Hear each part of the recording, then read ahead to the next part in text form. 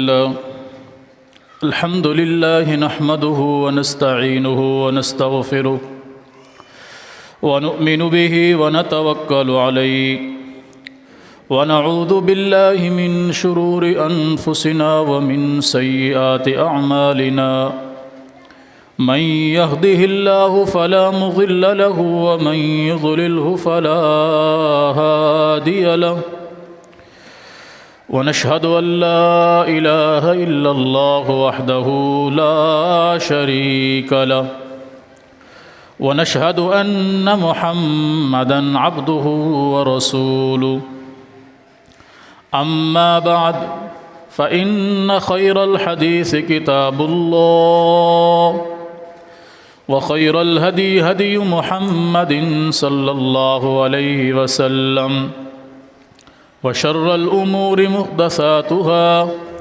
وكل محدثة بدعة وكل بدعة ضلالة وكل ضلالة في النار يا أيها الذين آمنوا اتقوا الله حق تقاته ولا تموتن إلا وأنتم مسلمون يا أيها الناس اتقوا ربكم الذي خلقكم من نفس واحدة وخلق منها زوجها وبث منهما رجالا كثيرا ونساء واتقوا الله الذي تساءلون به والأرحام إن الله كان عليكم رقيبا يا أيها الذين آمنوا اتقوا الله وقولوا قولا سديدا يصلح لكم أعمالكم ويغفر لكم ذنوبكم ومن يطع الله ورسوله فقد فاز فوزا عظيما أعوذ بالله السميع العليم من الشيطان الرجيم بسم الله الرحمن الرحيم يا أيها الذين آمنوا كتب عليكم الصيام كما كتب على الذين من قبلكم لعلكم تتقون اللهم صل على محمد وعلى آل محمد كما صليت على إبراهيم وعلى آل إبراهيم إنك حميد مجيد اللهم بارك على محمد وعلى آل محمد كما باركت على إبراهيم وعلى آل إبراهيم إنك حميد مجيد رب اشرح لي صدري ويسر لي أمري واحلل عقدة من لساني يفقهوا قولي رب زدني علما اللهم انفعنا بما علمتنا وعلمنا ما ينفعنا وزدنا علما سبحانك لا علم لنا إلا ما علمتنا إنك أنت العليم الحكيم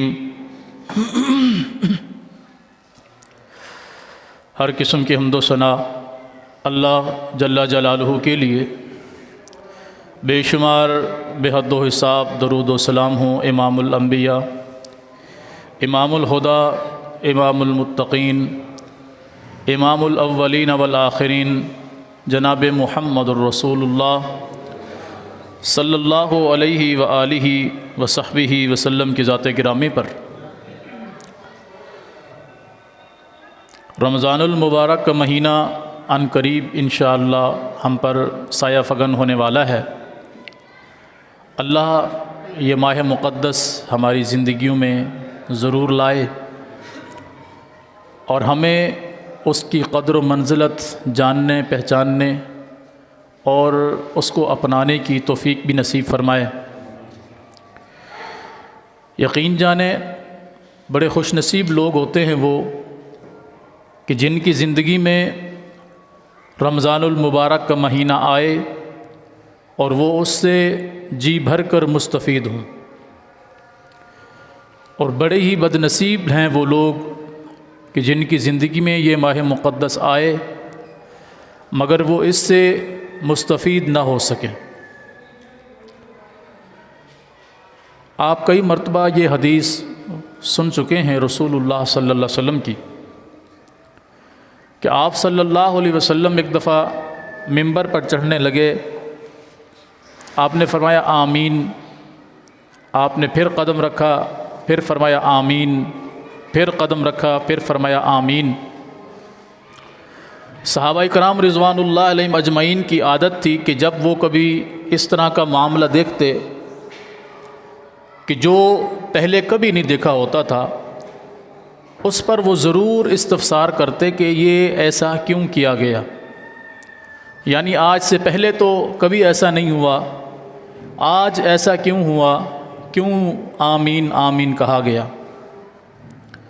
آپ صلی اللہ علیہ وسلم سے پوچھا گیا، اس کی تار کو پیچھے چیک کریں عثمان بھائی، نیچے والی جو مشین ہے نا اس کی تار کو تھوڑا سیٹ کریں، چیک کریں۔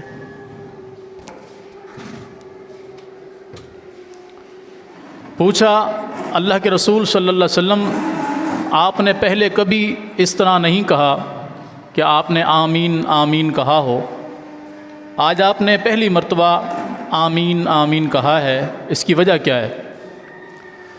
تو رسول اللہ صلی اللہ علیہ وسلم نے فرمایا کہ جب میں نے سیڑھی پر قدم رکھا تو مجھے جبرائیل امین نے کہا، اللہ کے رسول صلی اللہ علیہ وسلم، وہ شخص اللہ کی رحمت سے دور ہو جائے جس کی زندگی میں اس کے ماں باپ دونوں یا دونوں میں سے کوئی ایک موجود ہو۔ اس کی آواز سیٹ نہیں ہوئی ہے۔ دونوں میں سے کوئی ایک موجود ہو لیکن وہ ان کی خدمت کر کے اللہ سے جنت کو حاصل نہ کر سکے، یہ شخص اللہ کی رحمت سے دور ہو جائے۔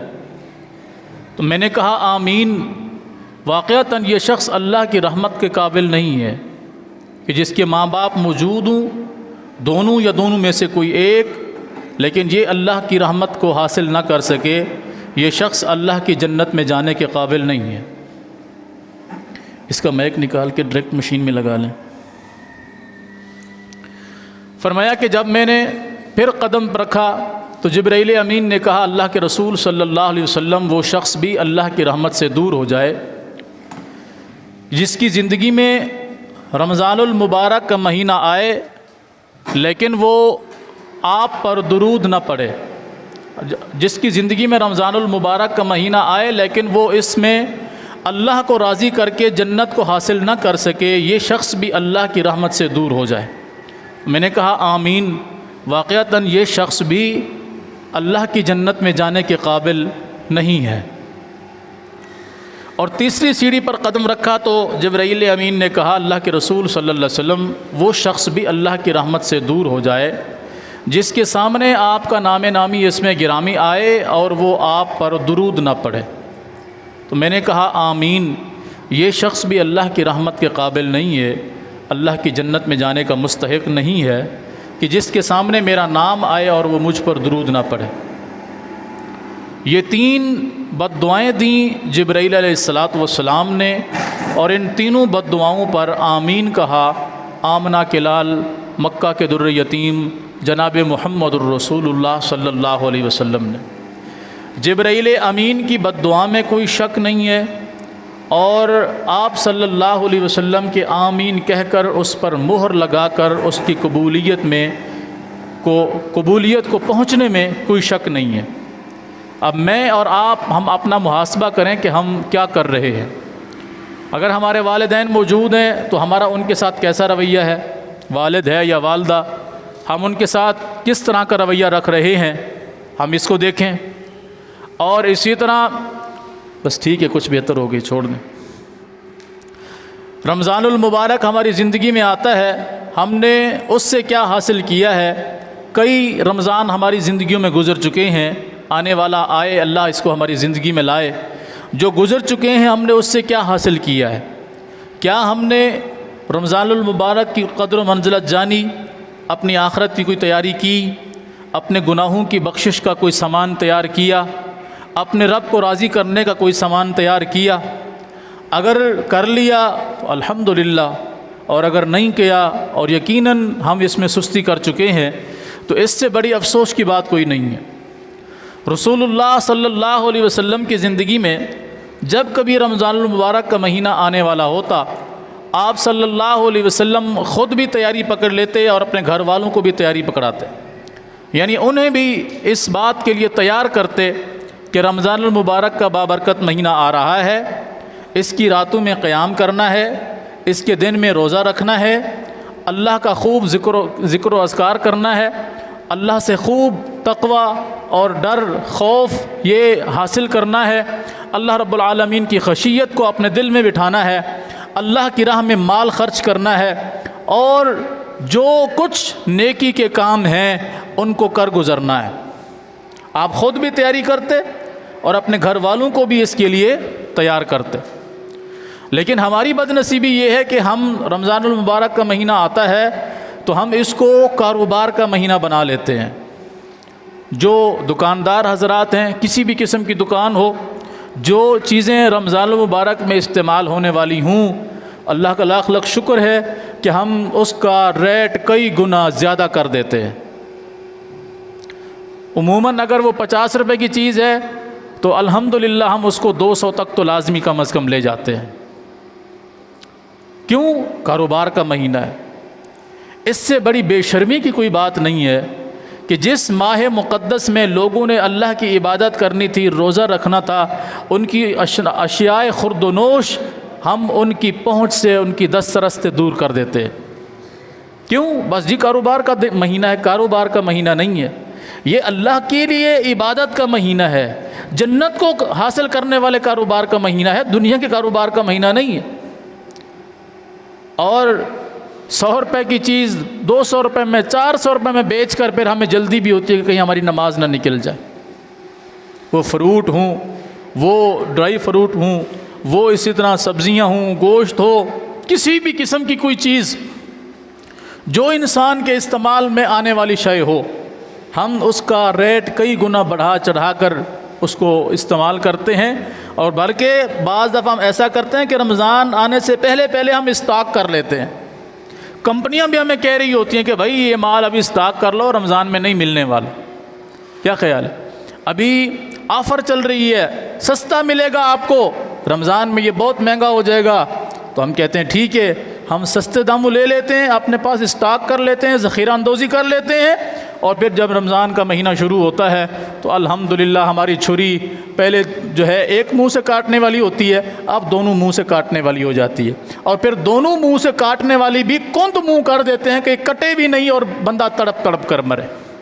مانا ہم لوگوں کا جینا حرام کر دیتے، لوگوں کا گزر بسر مشکل کر دیتے ہیں، اور ہمیں پھر نماز کی فکر بھی ہوتی ہے، تراویح کی فکر بھی ہوتی ہے، قرآن کی تلاوت کی فکر بھی ہوتی ہے، دکان پہ غلے پہ بیٹھے ہوئے ہوں گے تو تسبیح کی ٹک ٹک بھی ہمارے ساتھ ہوگی، ذکر و اذکار بھی چل رہا ہے، کاروبار بھی چل رہا ہے۔ اللہ اکبر کبیرہ، ہم نے حافظ سے بگاڑی ہے نہ شیطان سے کبھی، دن کو مسجد میں رہتا ہوں، رات کو میں خانہ میں۔ دونوں کو کے ساتھ ہماری یاری پکی ہوتی ہے، اللہ کے ساتھ بھی اور اللہ کے دشمن کے ساتھ بھی۔ اللہ کے دشمن کے ساتھ کس طرح؟ کہ اللہ کے بندوں کی زندگی کو مصیبت میں ڈال کر، ان کو تکلیف میں ڈال کر ہم اللہ کے دشمن کو خوش کر رہے ہوتے ہیں، اللہ کو ناراض کر رہے ہوتے ہیں۔ ایمانداری سے بتائیں، جب لوگوں کا گزر بسر مشکل ہو جائے گا تو ہمارے لیے دعائیں کریں گے؟ اور آپ اس کے برعکس دیکھیں، اس کے برعکس آپ دیکھیں ان لوگوں کو جو غیر مسلم ہیں، غیر مسلم، ان کے جب اپنے مذہبی تہوار آتے ہیں وہ اس میں بعض دفعہ فری آف کاسٹ چیزیں دینا شروع کر دیتے ہیں، فری آف کاسٹ، ورنہ کم از کم اگر وہ چیز 100 روپے کی تھی تو اس کو 50 روپے میں لازمی لے کر آتے ہیں، یعنی بہت سستی، تاکہ ہر بندہ خرید سکے۔ اور آپ باہر کے ممالک میں جو لوگ رہتے ہیں ان سے پوچھئے گا کہ جب رمضان المبارک کا مہینہ آتا ہے تو ان کی چیزیں بڑھنے کی بجائے کم ہو جاتی ہیں۔ کیوں؟ تاکہ مسلمان اس سے مستفید ہو سکے۔ روزہ کس نے رکھنا ہے؟ مسلمانوں نے۔ حالانکہ یہ یہود و نصارہ پر بھی روزہ تھا، پچھلی قوموں پر بھی تھا، لیکن اب یہ روزہ مسلمانوں پر ہے۔ یہود و نصارہ کا کوئی عمل اللہ کو قابل قبول نہیں ہے۔ اس کے باوجود وہ لوگ رمضان المبارک کا مہینہ آتا ہے تو چیزوں کے ریٹ گرا دیتے ہیں، سستا کر دیتے ہیں تاکہ ہر بندے کی پہنچ میں چلی جائیں، اور ہم اللہ کا شکر ہے اس سے کئی 100 گنا بڑھا چڑھا کر پیش کرتے ہیں تاکہ کوئی خرید نہ سکے، کوئی خریدے تو کم از کم ہماری جیبیں بھری رہیں۔ یہ ہم رمضان کا استقبال کرتے ہیں، یہ ہمارا رمضان کے اندر اپنے ساتھ، رمضان کے ساتھ اور مسلمانوں کے ساتھ سلوک ہوتا ہے۔ اور اسی طرح ہمارا یہ مہینہ کھانے پینے کا مہینہ ہوتا ہے، ہم اس کو عبادت کا مہینہ نہیں بناتے، پورا ہمارا پہلے سے شیڈول تیار ہوتا ہے، رمضان المبارک آئے گا، پہلے عشرے میں ہم یہ چیزیں استعمال کریں گے، سحری میں ہمارا یہ معاملہ ہوگا، افطاری میں ہمارا یہ معاملہ ہوگا، ٹھیک ہے، دوسرے عشرے میں ایسا ہوگا، تیسرے عشرے میں ایسا ہوگا، کپڑے ہم ایسے خریدیں گے، اس کو ایسے بنائیں گے، ایسے بنائیں گے، پورا رمضان ہمارا شاپنگ میں، کھانے پینے میں، خریداری میں گزر جاتا ہے۔ رمضان جس مقصد کے لیے آتا ہے وہ ہمیں پتہ ہی نہیں ہوتا، کیونکہ روزہ ہم نے رکھنا نہیں ہوتا، وجہ بیمار ہوتے ہیں، شوگر ہوتی ہے، مختلف بیماریاں ہمیں گھیرے ہوئے ہوتی ہیں، اس لیے ہم روزہ نہیں رکھ سکتے۔ وہی بات ہے نا کہ بڑی مشہور بات چل رہی ہے مذاق مذاق میں، لیکن یہ مذاق مذاق نہیں ہے، حقیقت بات ہے کہ آپ کسی بھی مسلمان کو دیکھو، وہ 12 مہینے کھاتا پیتا رہے گا، ٹھیک ہوگا، ڈاکٹر کے کہنے پر وہ حلال چیزیں بھی بعض دفعہ چھوڑ دے گا، اللہ کے کہنے پر وہ حرام چیز بھی نہیں چھوڑتا۔ ڈاکٹر کہے کہ تم نے میٹھا نہیں کھانا، تمہاری شوگر بڑھ جائے گی، وہ میٹھا حلال ہے کہ نہیں؟ چینی ہے، گڑ ہے، کوئی بھی میٹھی چیز حلال ہے کہ نہیں؟ ڈاکٹر کہتا ہے تم نے نہیں کھانا، تمہاری شوگر بڑھ جائے گی، وہ چھوڑ دیتا ہے۔ لیکن اللہ کہتا ہے کہ جو ہے نا کسی کا ناحق مال نہیں کھانا، جو تمہارے لیے حرام ہے وہ نہیں کھانا، وہ اس کو نہیں چھوڑتا۔ بہن کا حق نہیں کھانا، بھائی کا حق نہیں کھانا، پڑوسی کا حق نہیں کھانا، کسی رشتہ دار کا حق نہیں کھانا، کسی اپنے پرائے کا حق نہیں کھانا، اسے نہیں چھوڑتا وہ۔ اس سے بھلے اس کی شوگر ہائی ہو یا لو، بی پی شوٹ کرے یا ڈاؤن، نو پرابلم۔ زندگی ہے، انجوائمنٹ کا نام ہے، یہ زندگی نہیں ہے، یہ زندگی جہنم میں لے جا کر تباہی کرنے والی زندگی ہے۔ ہم اب نہیں سدھریں گے تو پھر کب سدھریں گے؟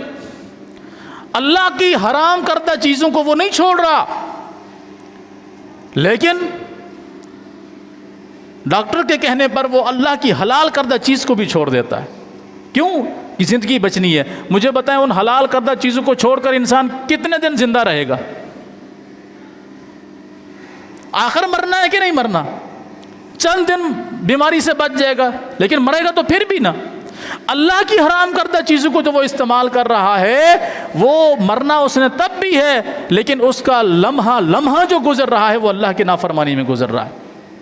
مثلا رسول اللہ صلی اللہ علیہ وسلم نے فرمایا، ایک بندہ بیت اللہ کے پاس آتا ہے حج کرنے کے لیے، بڑے دور سے سفر کر کے آتا ہے، اتنا دور سے سفر کر کے آتا ہے کہ اس کا لباس جو ہے وہ گرد و غبار کی وجہ سے خراب ہو چکا ہے، اس کا چہرہ اور اس کا جسم گرد و غبار کی وجہ سے اٹا ہوا ہے۔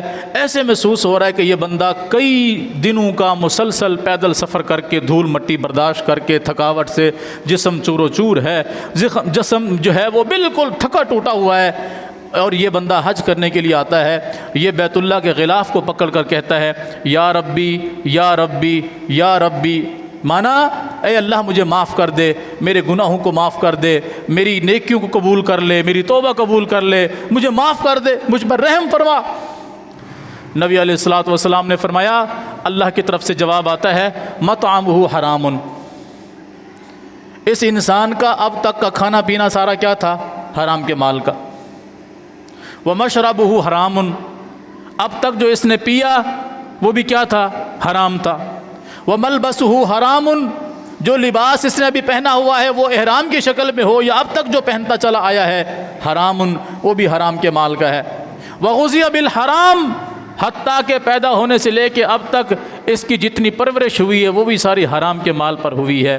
مجھے بتاؤ فَأَنَّا يُسْتَجَابُ لِذَلِكَ، کوئی ایک وجہ تو بتاؤ تمہاری دعا کے قبول ہونے کی، کہ اللہ تمہاری دعا کو کیوں کر قبول کرے؟ کس وجہ سے اللہ تمہاری دعا کو قبول کرے؟ تمہاری زندگی کا ایک ایک لمحہ حرام پر، تمہارا اٹھنا حرام، تمہارا بیٹھنا حرام، تمہارا چلنا حرام، تمہارا پینا حرام، کھانا حرام، اوڑھنا حرام، بچھونا حرام، تمہاری زندگی میں کوئی حلال کی ایک شکل دکھا دو۔ جب تم کچھ بھی حلال لے کر نہیں آئے، فَأَنَّا يُسْتَجَابُ لِذَلِكَ، اللہ تمہاری دعا کو کیسے قبول کرے؟ اور یہی معاملہ ہمارے یہاں دیکھیے کہ جو شخص ایک لقمہ حرام کا کھا لیتا ہے، حرام کا لقمہ، 40 دن تک اللہ اس انسان کی کوئی فرض عبادت بھی قبول نہیں کرتا۔ فرض عبادت میں، نفل تو پھر دور کی بات رہے۔ ہم چوری چکاری، اس کا مال، اس کا لوٹ، اس سے کھا کے اس کو دے، اس کا حق مار اس کو دے، اس کے ساتھ ہماری زندگی گزرتی ہے، اور ہم اس کو اپنا بزنس سمجھتے ہیں، کاروبار سمجھتے ہیں، اس کو اپنی خوشی سمجھتے ہیں۔ در حقیقت یہ ہماری زندگی کی ساری نیکیوں کو تباہ و برباد کر دیتا ہے، اور ہم اس پر خوش ہوتے ہیں۔ تو رمضان المبارک کا مہینہ کچھ سمجھانے آیا ہے، کچھ احساس دلانے آیا ہے، کوئی خوف دلانے کے لیے آیا ہے کہ اب تک کھایا پیا ہے، کچھ آرام کر لو، کچھ جسم کو سکون دے دو، اطمینان دے دو۔ آپ یقین جانیں، اس وقت ڈاکٹروں سے پوچھیں کہ صبح اور شام کو صرف بندہ 2 ٹائم کھانا کھائے، سارا دن کھانا نہ کھائے اور کوشش کرے پانی بھی نہ پیے، تو اس انسان کے بارے میں آپ کیا کہتے ہیں؟ وہ کہے گا یہ صحت مند انسان کی علامت ہے۔ وجہ کہ اس نے صبح کھایا، اس نے شام تک اپنے معدے کو جگہ دی اس کو ہضم کرنے کی، مزید اس پر کچھ نہیں ٹھوسا۔ اور ہم تو اللہ کا شکر ہے صبح ناشتہ بھی کرتے ہیں تو جب تک 4-5 ڈکار نہ آ جائیں تب تک ہمارا ناشتہ ختم نہیں ہوتا۔ دوپہر کا کھانا بھی کھاتے ہیں، جب تک ڈکار نہ آئے کھانا ختم نہیں ہوتا۔ شام کا بھی کھانا کھاتے ہیں تو جب تک ڈکار نہ آئے کھانا ختم نہیں ہوتا، اور پھر مختلف بیماریاں ہمیں گھیرتی ہیں۔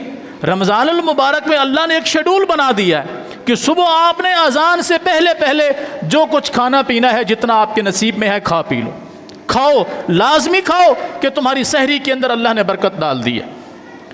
اللہ نے تمہاری سحریوں میں برکت ڈال دی ہے، لازمی سحری کیا کرو۔ یہ لوگ غلط کرتے ہیں، جو لوگ رات کو کھانا پیٹ بھر کے کھا جاتے ہیں، رات دیر تک کھانا کھا کر پھر سوتے ہیں، صبح بس اٹھ کر جو ہے نا وہ ایسے ہی وضو کر کے بس نماز پڑھ لیا، پھر مسئلہ پوچھتے پھرتے ہیں مولوی صاحب وہ میں نے رات نہ زیادہ کھا لیا تھا، صبح میری آنکھ نہیں کھلی تو میں نے سحری نہیں کی، میں ایسے سو گیا تو میرا روزہ ہو جائے گا۔ تو بھائی کس نے کہا اپنے شیڈول کو خراب کرو؟ کس نے کہا اللہ اور اس کے رسول کے احکامات کے الٹ چلو؟ اللہ اور اس کے رسول کے احکامات نے کھانے سے منع نہیں کیا، لیکن کھانا کھانے کا کوئی ترتیب بتائی، کوئی ٹائمنگ بتائی، کس حساب سے تم نے اپنی زندگی گزارنی ہے۔ صبح سحری جو انسان کرتا ہے وہ سارا دن اطمینان کے ساتھ رہتا ہے۔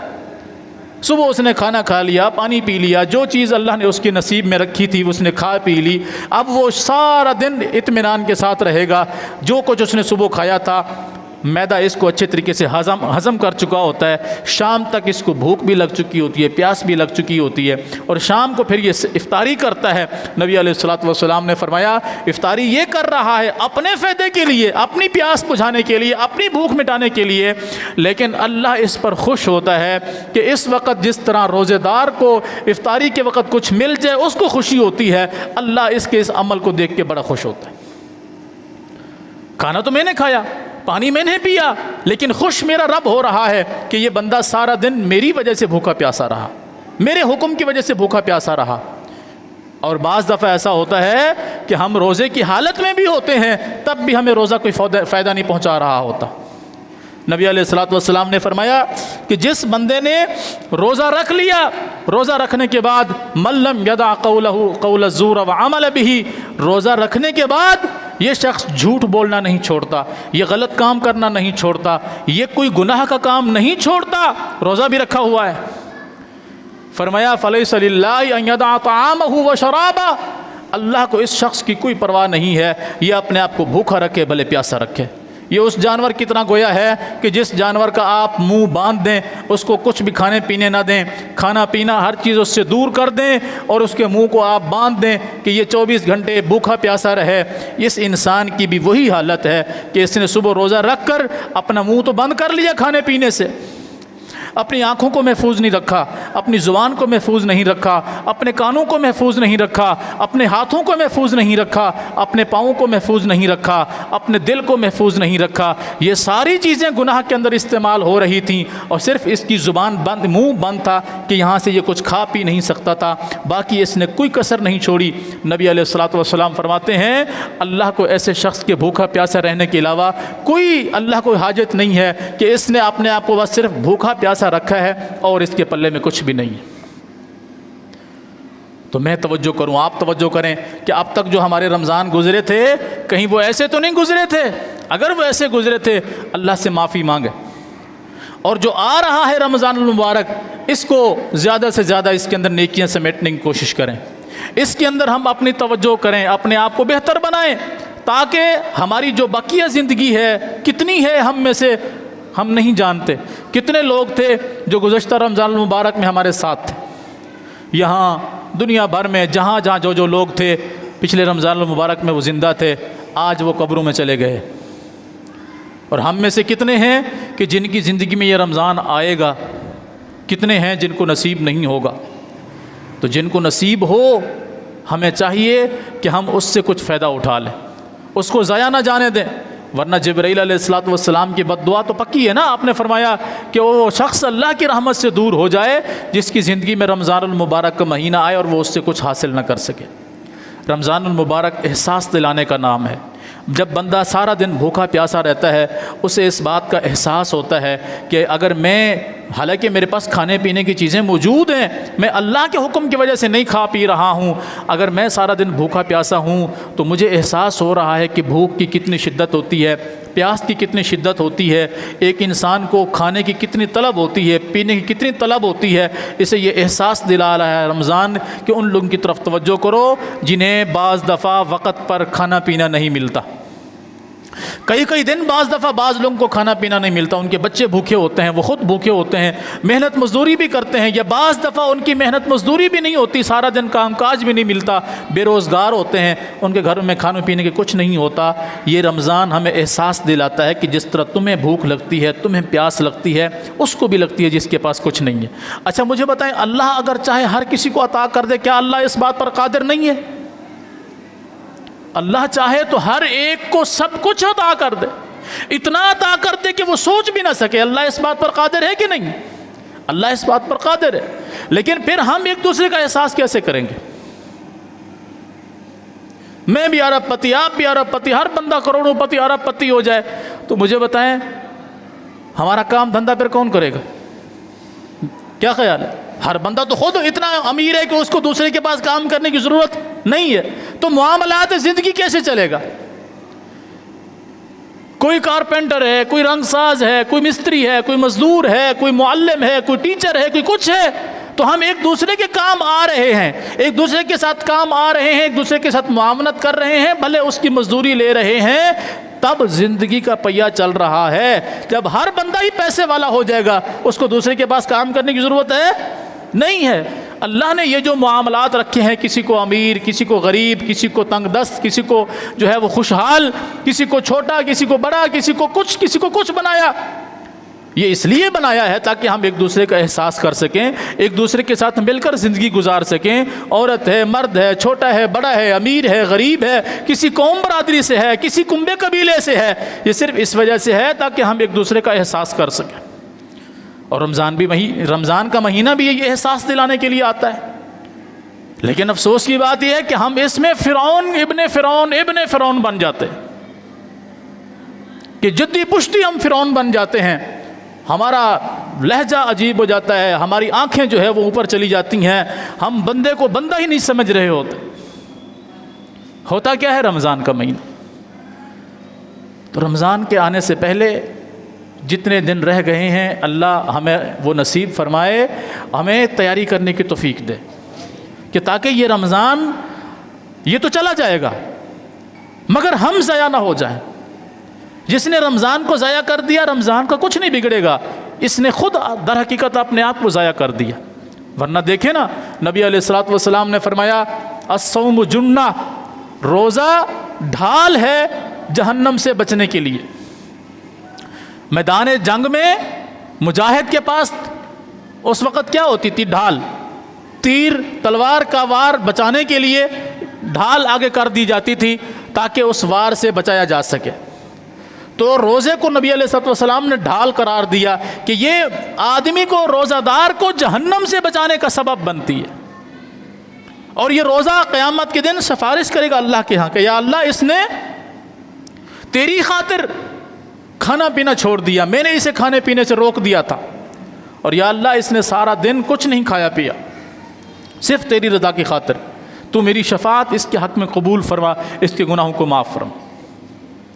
قرآن انسان کے حق میں شفاعت کرے گا کہ یا اللہ اس نے مجھے پڑھا، میں نے رات کو اس کو اٹھا دیا، یہ رات کو اٹھ کر کھڑا ہو کر اس نے قیام کیا اور میری تلاوت کی، دن کو اس نے میری تلاوت کی، اس نے مجھ پر عمل کیا، یا اللہ میں کلام تیرے سامنے اس کی شفاعت کرتا ہوں، اس کو معاف فرما دے۔